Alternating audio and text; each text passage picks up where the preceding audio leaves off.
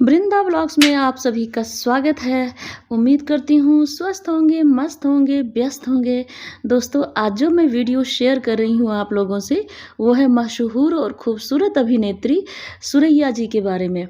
सुरैया जी अब इस दुनिया में हालांकि नहीं रही, लेकिन उनका जो जीवनी है, उनका जो करियर रहा, कैसा रहा, उनका फिल्मी ग्राफ से लेके उनका जो पर्सनल लाइफ है, वो सब के बारे में डिस्कस करेंगे।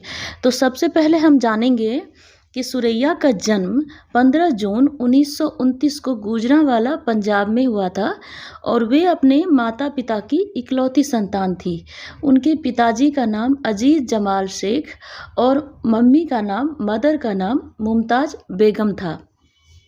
सुरैया बहुत ही नाज़ों से पली बढ़ी और हालांकि वो संगीत की शिक्षा नहीं ली थी, लेकिन आगे चल के उनकी पहचान एक बेहतरीन अदाकारा के साथ साथ एक अच्छी गायिका के रूप में भी बनी दोस्तों।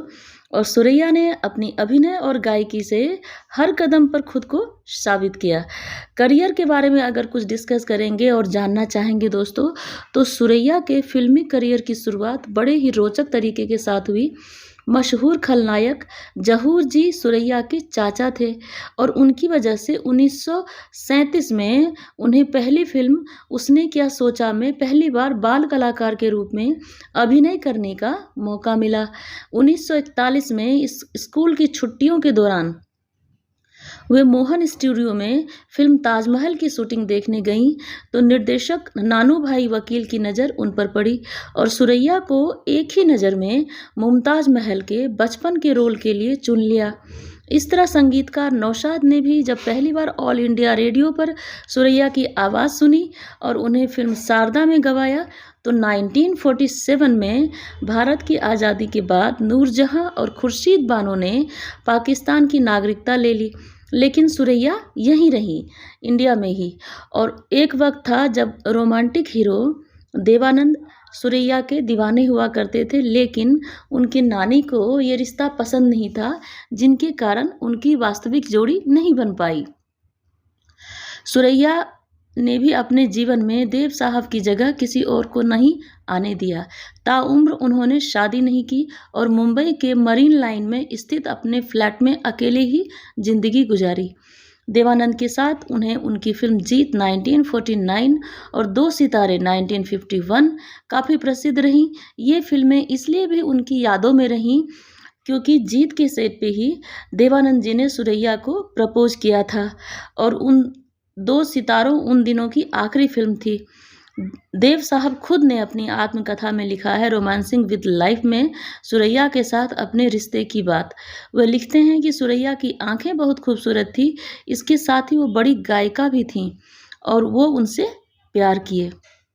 उनकी जो सक्सेस फिल्म रही, सफल फिल्म रही दोस्तों, 1961 में शमा, 54 में मिर्ज़ा गालिब, 51 में दो सितारे, 50 में खिलाड़ी, 51 में सनम, 50 में कमल के फूल, शायर, जीत, विद्या, अनमोल घड़ी, ये सब उनकी सफल फिल्में रही।